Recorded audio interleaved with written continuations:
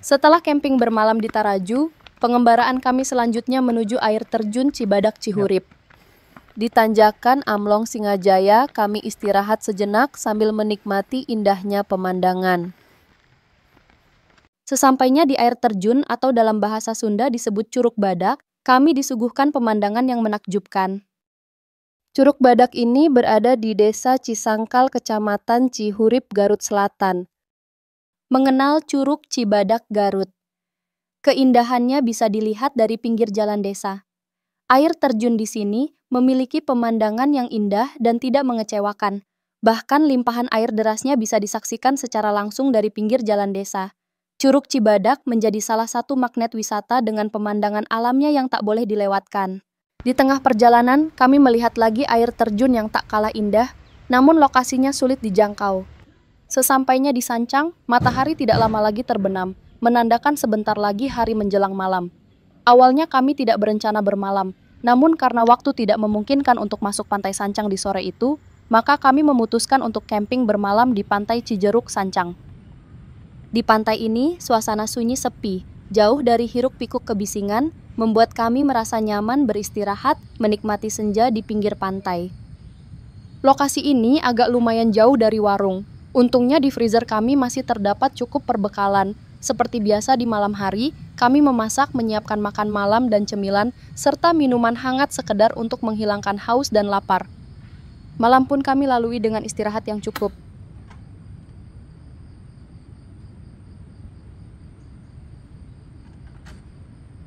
Kami pun persiapkan nasi dan lauk juga makanan lainnya untuk sarapan pagi. Sehabis makan sarapan pagi, kami beres-beres mengemas barang-barang untuk selanjutnya menuju eksplorer keindahan pantai hutan Sancang.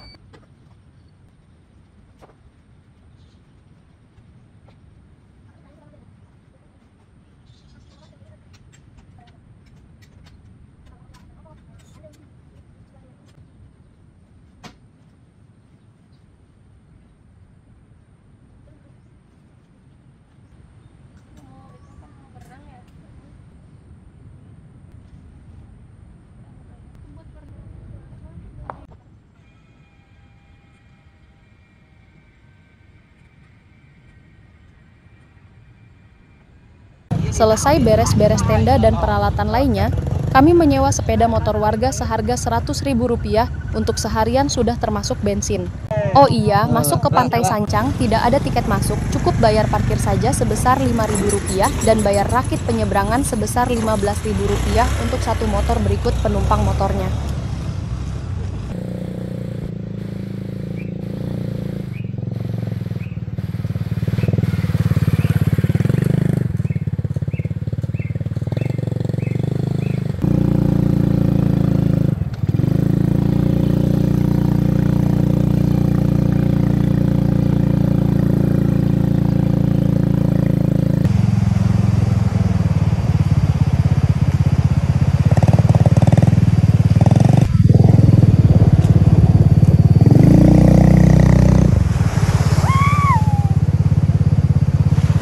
Pantai Sancang ini terdapat banyak hewan laut yang bisa dipanen, dari mulai ikan, udang, cumi, sampai teripang, dan mata lembu, juga hewan laut lainnya.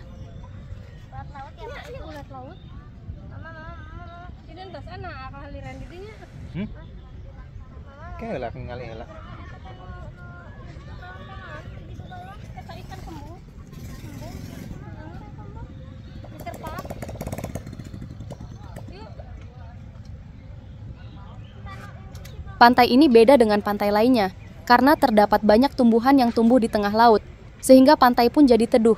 Adapun tumbuhan yang jadi ciri khas Pantai Sancang ini adalah kayu bertuah, yaitu kayu kaboa. Dengan pasirnya yang putih, airnya jernih, ombaknya yang tenang, membuat kami betah bermain di Pantai Sancang ini. Baik itu untuk berenang atau sekedar nyantai duduk-duduk di pasir di bawah pohon. Walau pantai ini cukup dangkal dan airnya yang tenang, namun kita harus tetap waspada, apalagi bila bawa anak-anak yang harus lebih diawasi.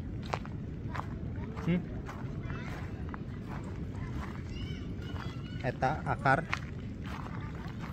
pohon. Di pantai ini juga terdapat banyak yang camping, karena memang tempatnya yang aman dan nyaman membuat banyak orang tertarik untuk camping di pinggir pantai ini.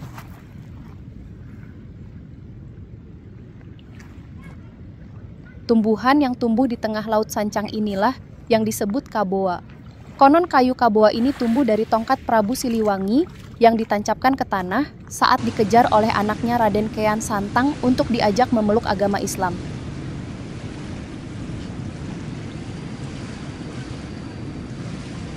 Sejarah dan misteri keangkeran hutan sancang. Untuk masyarakat Sunda, tampaknya sudah tidak asing dengan hutan sancang yang berada di wilayah Kabupaten Garut. Sebab, hutan yang berada di selatan Garut ini menjadi legenda sebagai tempat menghilangnya Maharaja Pajajaran, Sri Baduga Maharaja atau Prabu Siliwangi. Secara mistis juga dikenal dengan harimau sancang yang dipandang sebagai jelmaan dari para prajurit Prabu Siliwangi. Prabu Siliwangi sendiri merupakan seorang raja di tanah Pasundan yang memerintah di kerajaan Pajajaran. Prabu Siliwangi termasyhur sebagai raja bijaksana. Beliau dikaruniai seorang putri bernama Dewi Rara Santang dan 2 orang putra bernama Raden Walang Sungsang dan Raden Kian Santang. Legenda menyebutkan bahwa hutan sancang ini adalah tempat di mana Sri Baduga Maharaja Prabu Siliwangi menghilang ketika dikejar oleh sang putra yang bernama Prabu Kian Santang untuk memeluk agama Islam. Karena itu, tidak jarang hutan sancang ini menjadi tempat untuk ilmu kedigdayaan atau kanuragan. Nah, berikut adalah cerita keangkeran dari hutan sancang yang disadur dari berbagai sumber. Perlu kita ketahui bahwa hutan sancang ini dilindungi oleh 2 makhluk lintas alam. Pertama adalah dilindungi oleh manusia sebagai penjaganya dan dilindungi oleh makhluk halus yang terkadang menjelma berwujud harimau. Konon katanya, Prabu Siliwangi menghilang di hutan tersebut sampai membuat kawasan hutan seakan dipenuhi dengan aura mistis, sampai orang-orang juga tidak mau memasuki dan merusak hutan ini. Dapat dikatakan bahwa kehadiran makhluk halus turut berperan besar dalam melestarikan hutan sancang. Ada beberapa orang memandang bahwa hutan sancang adalah hutan yang sangat angker, tapi beberapa orang yang lain tidak. Sebenarnya wajar bila ada orang yang memandang bahwa hutan ini tidak terlalu angker karena ada pantai indah dengan susunan batu karang hutan serta pasir putihnya. Di beberapa garis pantai juga tampak berjejer pohon kaboa.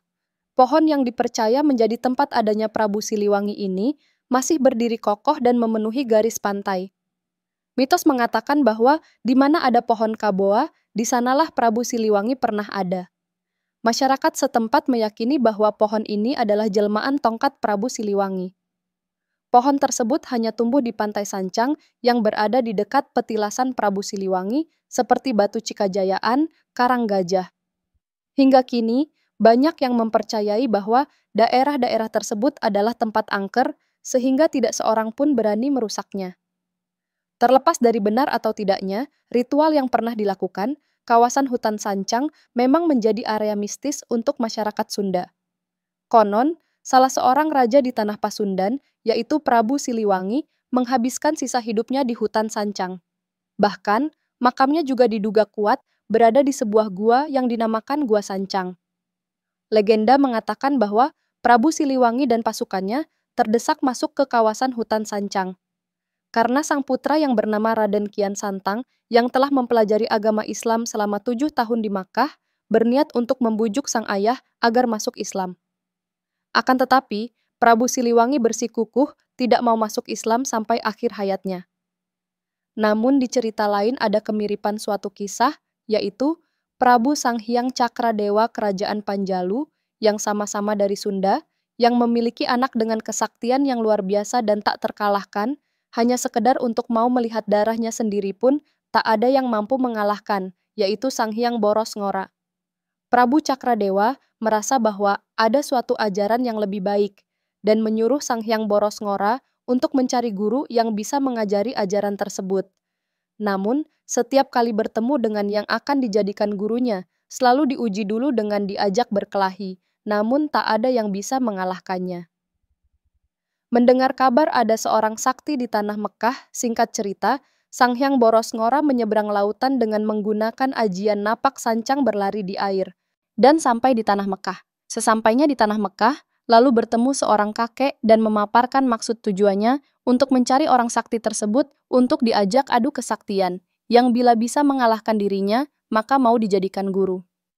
Kakek tersebut bersedia mengantarkan Sang Hyang Boros Ngora kepada orang yang dimaksud, namun saat mau berangkat sang kakek ketinggalan tongkatnya yang menancap di pasir.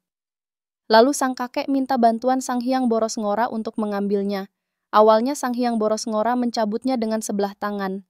Namun jangankan dengan sebelah tangan, sudah mengeluarkan seluruh kesaktiannya pun tongkat itu masih belum bisa dicabut. Bahkan sampai keluar keringat darah pun masih belum bisa dicabut. Karena Sang Hyang Boros Ngora tidak bisa mencabutnya, kakek tersebut pun kembali dan mencabut tongkatnya dengan mudah. Disitulah Sang Hyang Boros Ngora sadar bahwa dirinya sudah kalah, sampai pada akhirnya bisa melihat darahnya sendiri tanpa harus berkelahi.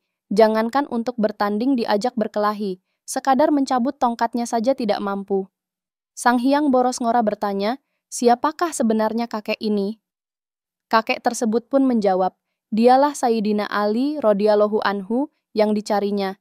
Lalu Sang Hyang Boros Ngora bersimpuh hendak sujud di kaki Sayyidina Ali dan minta diterima jadi muridnya.